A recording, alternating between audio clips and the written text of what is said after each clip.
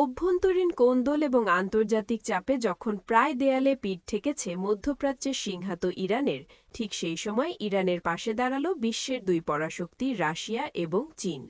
সরকার বিরোধী আন্দোলনে প্রায় ১৫ দিন ধরে উত্তাল ইরান, যার সামাল দিতে বেশ বেগ পেতে হচ্ছে খামেনি সরকারকে।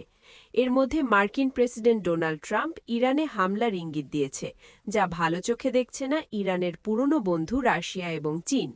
ইরানে চলমান বিক্ষোভে দেশটিতে যুক্তরাষ্ট্রের সামরিক অভিযানের বিরোধিতা করে তেহরানের পাশে থাকার প্রতিশ্রুতি দিয়েছে চীন। দেশটির পররাষ্ট্র মন্ত্রণালয়ের নিয়মিত ব্রিফিংয়ে মুখপাত্র মাওলিং বলেছেন, তারা অন্য দেশে বিদেশি হস্তক্ষেপ সমর্থন করে না।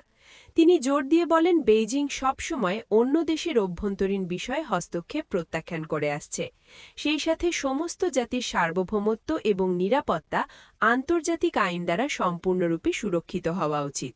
অন্যদিকে ইরানের বিরুদ্ধে যুক্তরাষ্ট্রের নতুন সামরিক হামলার হুমকিকে সম্পূর্ণভাবে অগ্রহণযোগ্য বলে নিন্দা জানিয়েছে রাশিয়া।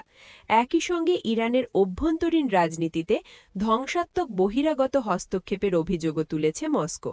মঙ্গলবার ১৩ জানুয়ারি এক বিবৃতিতে রাশিয়ার পররাষ্ট্র মন্ত্রণালয় জানায়, ইরানের চলমান পরিস্থিতিকে অজুহাত হিসেবে ব্যবহার করে যারা আবারও দেশটির বিরুদ্ধে আগ্রাসনের পরিকল্পনা করছে, তাদের উচিত এর ভয়াবহ পরিণতি সম্পর্কে সচেতন থাকা।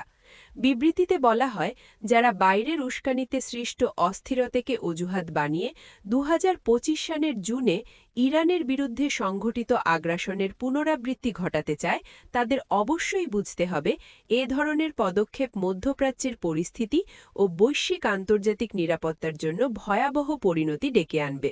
সাম্প্রতিক দিনগুলোতে ইরানের সরকার বিরোধী বিক্ষোভ ঘিরে যুক্তরাষ্ট্রের প্রেসিডেন্ট ডোনাল্ড ট্রাম্পের বক্তব্য আরও করা হচ্ছে।